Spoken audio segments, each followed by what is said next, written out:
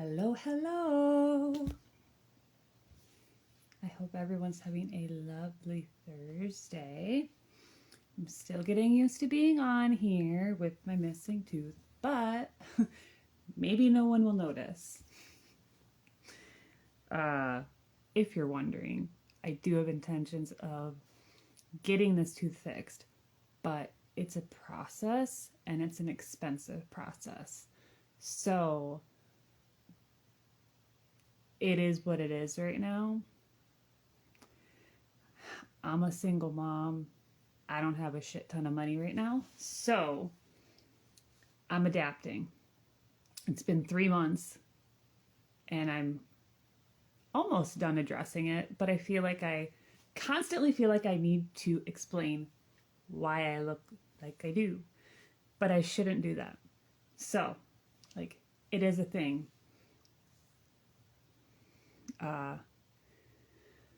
Has it affected confidence? Of course it has. So, my intentions of getting it fixed are there. I just have to figure out how and when and what to do.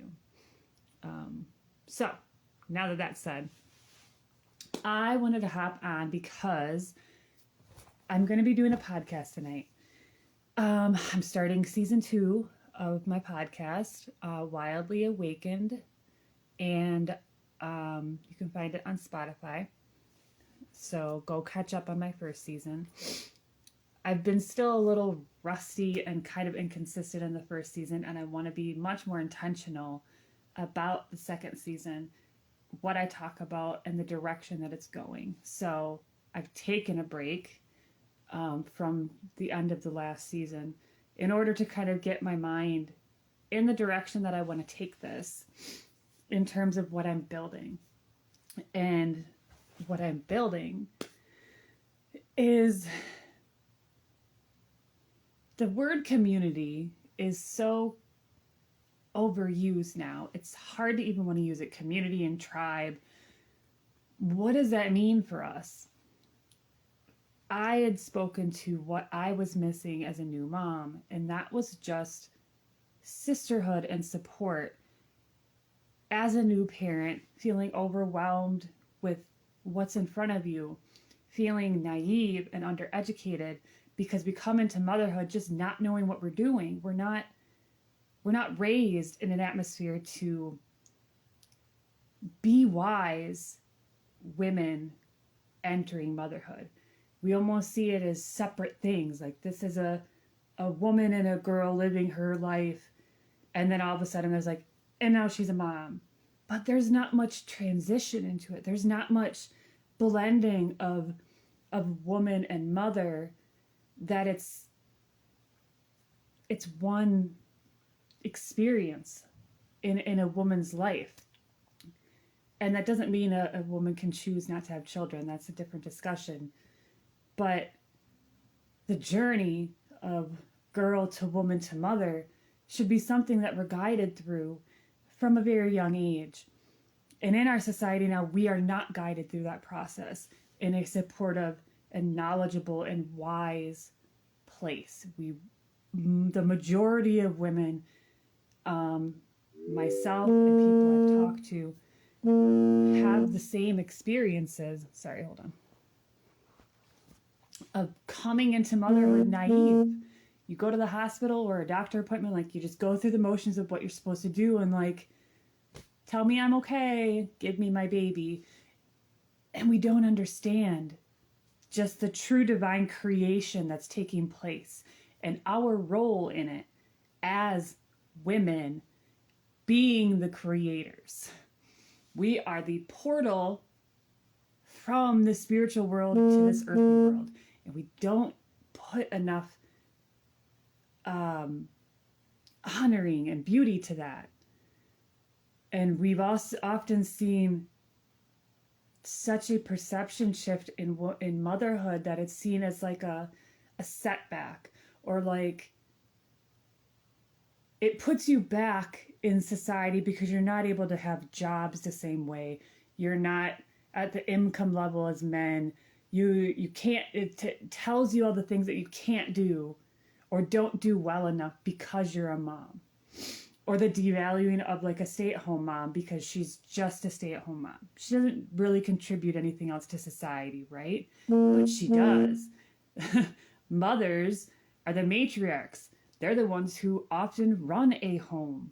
They're the ones who do the shopping, do the cleaning, do the all of the things to run a home, and are very much an active part of the economy. Just because they're not working outside the home, bringing home income, does not mean they're not a valuable aspect of our society. Anyways, there's so much to say about that.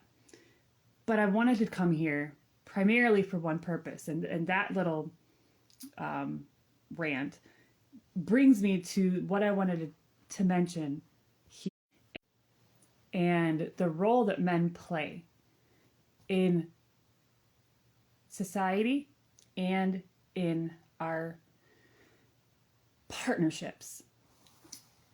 And I've experienced it firsthand when I was a stay-at-home mom.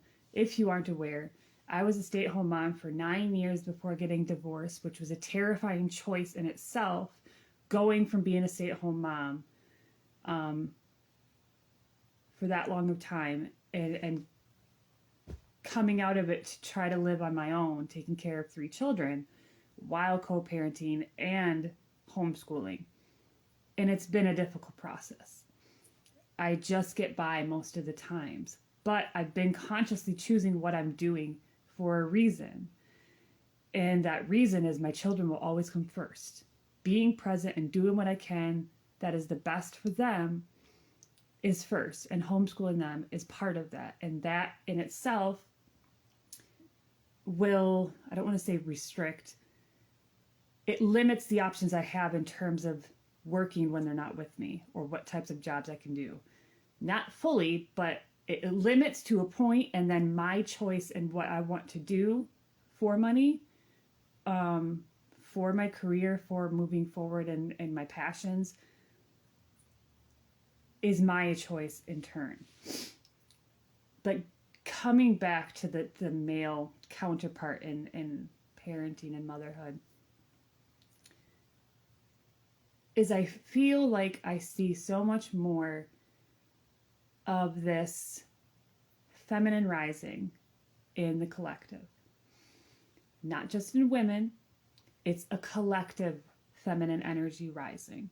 We're seeing it in women who are coming in to anchor their feminine essence and the true power of who we are, the intuitive guidance, the wisdom that we hold, entering motherhood, being fierce advocates for ourselves and our children.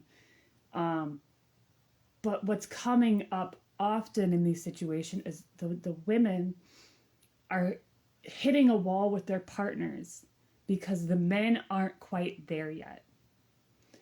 And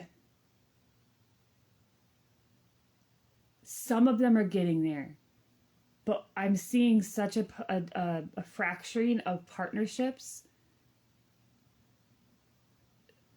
in humanity as a whole. And it's because women and men are at different stages of the awakening process. Often we see these partnerships fracture because the women are going through this awakening, or have gone through this and have a strong sense of who they are and what they're going for, what they desire and see in partnership and in their life future. And the men aren't there yet, or aren't willing to go there. There's a resistance because the feminine essence, the feminine energy rising in women and men brings up the same things, just manifest in different ways. So it's a rising of intuitive guidance. It brings out the shadows. It brings out the vulnerability. It is bringing us to shed awareness on traumas of our past, shadows that we are carrying or have carried for a long time. It brings us to face difficult emotions and being able to move through them. And often women are able to do that in a not easier way, but are more willing to do that work and go into the depths, into their emotional chaos, for instance. Women Women are better at going into the chaos. The feminine chaos is where we do a lot of shadow work. And men aren't always willing to go there. There's still this resistance of men being vulnerable with emotions and going into the deeper shadows. The feminine is about going into the shadows. So women have a better knack for going into the shadows. The men are now being ushered into that place. Some are able to do it. Some are having a really hard time. And to come to my full point here, and what came to me recently, is we are seeing a huge rise in addiction among men, especially men in their 30s, 40s, 50s, and beyond. What does that mean? Like, what do you think when you hear about that? Like the suicide rate, I don't remember the numbers, but I know the suicide rate among men in their middle age is immensely higher than women. Now, one, it could be just because men are more successful at suicide attempts. Women are in that realm as well. But it seems the numbers of men killing themselves or in these deep depression states is higher. Now, there's a lot of reasons for that. Women are struggling as well. But the point I want to make is that I feel that the rise of addiction in men is directly linked to this awakening process, this awareness that's coming up of the shadows that they have inside them from childhood experiences, whatever it may be, this light being shined onto their shadows and the awareness that's coming up for them. And they don't have the tools to work through their emotions and walk through that emotional state, through the traumas, through the shadows in a healthy way. Especially my generation. I'm going to be 37 this month. I'm going to speak to my generation because that's what I'm in. That's where my peers are. We, as a generation, weren't raised in an atmosphere where men's emotions, boys' emotions were encouraged. It was suppressed so much. Spankings and all that stuff. Punishments for emotional tantrums and all of that. When we are punishing emotional tantrums, and this is something to pay attention to as a parent now as well, when we are punishing tantrums, we are telling our children that emotion is not okay. Expressing emotions in a chaotic way are unacceptable. Now, there's boundaries to be put around how they express their emotions, but they can have chaotic emotional episodes, just like we do as adults. To punish them is causing that emotional suppression that carries into adulthood to where men and women too, I'm among that, who aren't able to handle emotions, aren't able to walk through the dark abyss in them in order to come out the other side in a healed manner. And I feel that is the root of so much addiction in men right now. They don't have the tools to address the emotional chaos that's rising in them at this time. In their personal life, in partnership, in fatherhood. All of it. So while I'm focusing on motherhood, I feel there's such an important conversation to be had about men and fatherhood as well. Not even just fatherhood. Just men in general. Men and addiction, depression, why this is so prevalent. It's not the substances that are the problem. It's what's beneath the substances. It's what they're numbing and what is not being seen, not that they aren't seeing in themselves. They're not being heard either. Men are being suppressed just as much as women. Women aren't the only oppressed being in humanity right now. Men are largely oppressed as well. We are oppressing each other in how we interact and treat each other. So I'm going to leave that there, and I'm going to expand on these conversations in my podcast. I'm going to record tonight and hopefully have it posted tomorrow. Let me know what you think about what I said and catch my podcast. Thanks, guys.